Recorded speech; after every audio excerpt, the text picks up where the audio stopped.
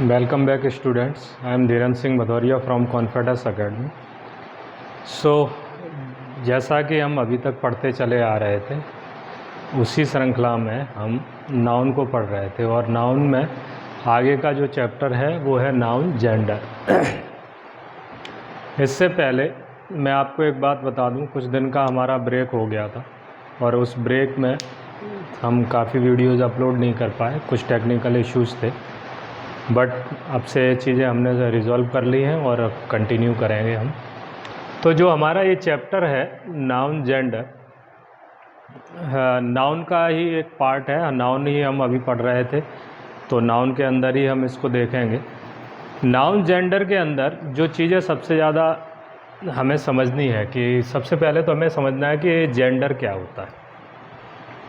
तो सबसे ज़्यादा ध्यान देने वाली बात ये है कि जो फिज़िकल अपीयरेंस है हमारी सोसाइटी में, अगर हम सोशल तरीके से इसको समझने की कोशिश करें तो मैन वीमेन हम आइडेंटिफाई कर पाते हैं उनके फिज़िकल अपीयरेंस से, उसी को हम जेंडर या लिंग कहते हैं।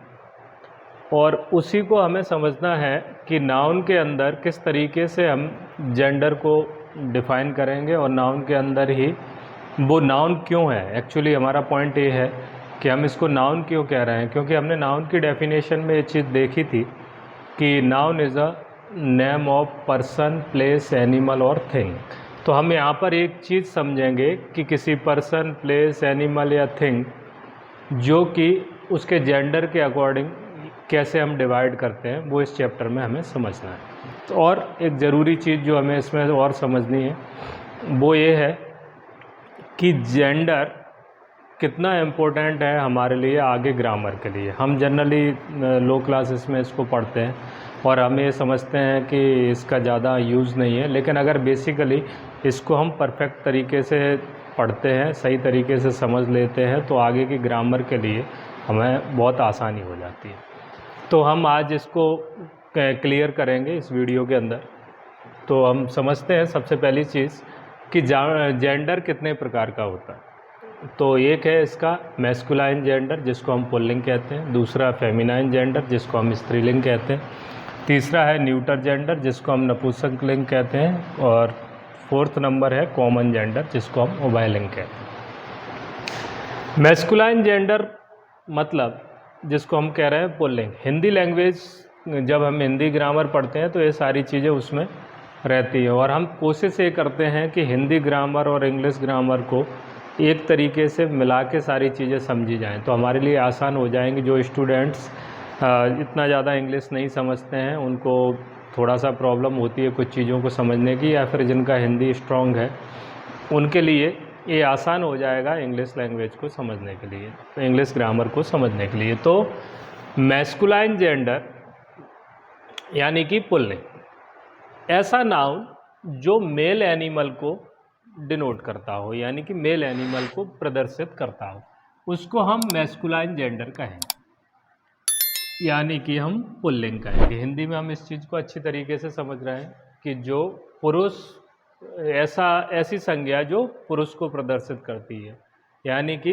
पुल्लिंग प्रदर्शित करती हो, उसको हम मैस्कुलाइन जेंडर कहें। एग्जाम्पल में हमने देखा बॉय, डॉग, मैन, यानी कि ये पुरुष जाति को संबोधित कर रहे हैं और पुरुष जाति को संबोधित करने वाले सारी चीज़ों को हम किस में रखेंगे, मैस्कुलाइन जेंडर में। Means a noun that denotes male animal, यानी कि मेल को प्रदर्शित करता है, तो उसको हम मैस्कुलाइन जेंडर कहें। दूसरा जेंडर है फेमिनाइन जेंडर, यानी कि हिंदी में हम इसको कह रहे हैं स्त्रीलिंग, यानी कि ऐसा नाउन जो स्त्री जाति को संबोधित करता हो, यानी कि female animals, a noun that denotes a female animals, जो फीमेल एनिमल्स को प्रदर्शित करता है उसको हम क्या कहेंगे, फेमिनाइन जेंडर। जैसे कि बॉय मैस्कुलाइन में था तो गर्ल फेमिनाइन में, ऐसे ही डॉग मैस्कुलाइन में था तो फेमिनाइन में बिच, मैन मैस्कुलाइन में था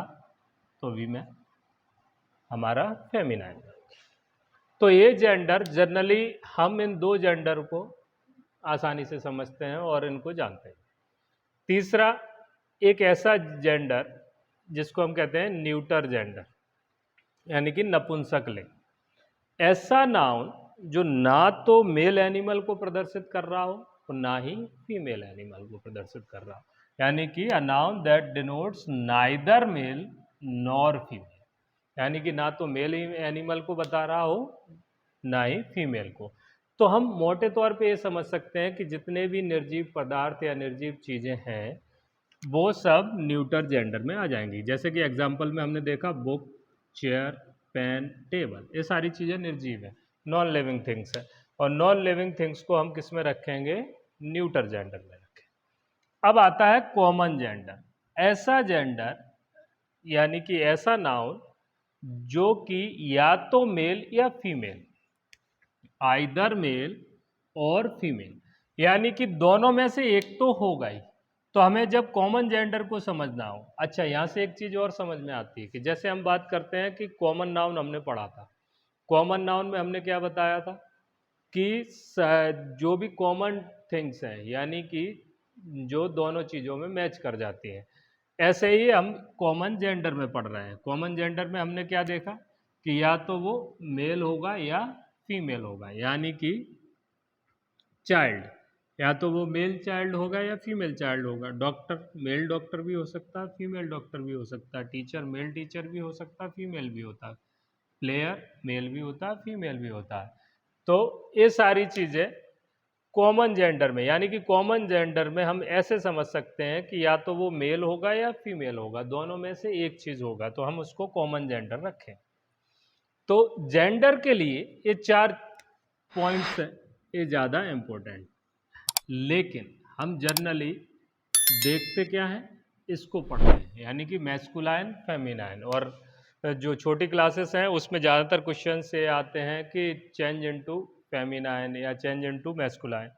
तो हम यहाँ पर एक चीज़ देख रहे हैं कि कैसे हम मैस्कुलाइन जेंडर को फेमिनाइन जेंडर में कन्वर्ट करते हैं। तो इसके कुछ तरीके हैं, हालांकि ये पूरा फिक्स नहीं है, चेंजेस भी होते हैं, क्योंकि इसका जो पहला ही पॉइंट हमने रखा है वो रखा है डिफरेंट वर्ड, यानी कि हम डिफरेंट वर्ड के लेके चलते, जैसे कि बॉय का गर्ल हमने यहाँ पर भी देखा था, ब्रदर का सिस्टर, बोले या वॉक्स है तो हम उसको काऊ बोलते हैं, उसको काऊ हम फेमिनाइन जेंडर में चेंज करते हैं।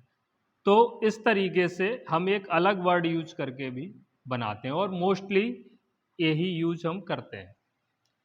लेकिन कुछ तरीके और भी हैं, जैसे कि हम ई डबल एस जोड़ दें मैस्कुलाइन में, जैसे कि ऑथर है तो ऑथर का ऑथरेस।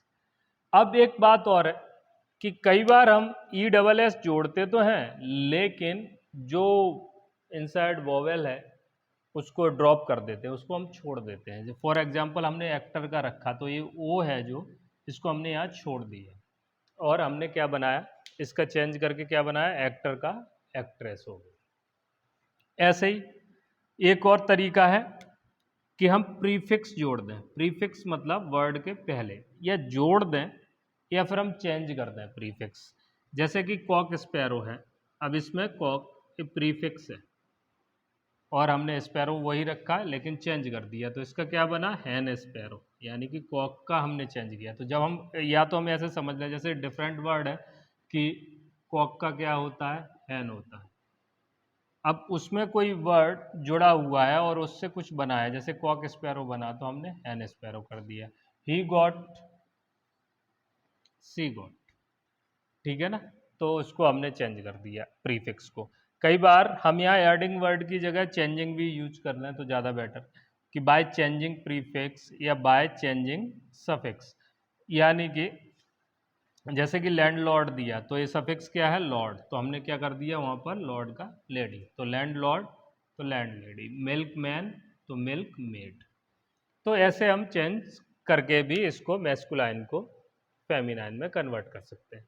तो मोस्टली यहाँ पर समझने वाली बात ये है कि जेंडर में इतनी ही चीज़ें हैं, ज़्यादा डिटेल नहीं है ग्रामर के अंदर, पर ये इतना इम्पोर्टेंट है कि आगे हम जब चीज़ों को पढ़ेंगे तो वहाँ पर इसकी बहुत ज़रूरत पड़ेगी। तो इसलिए इसको ग्रामर में हम कंटिन्यूस मोड में इसको पढ़ना बहुत इसेंशियल हो जाता है, और छोटी क्लासेस में तो इस पर्टिकुलर इसका चैप्टर ही रहता है और उसको पूरा डिटेल में पढ़ाया जाता है। तो हम इसको इसके अकॉर्डिंग समझ लेते हैं कि इतने टाइप्स हैं इसके और ऐसे इसको कन्वर्ट कर। तो इतना ही था जेंडर के लिए। So thank you very much, मिलते हैं नेक्स्ट वीडियो में। Thank you.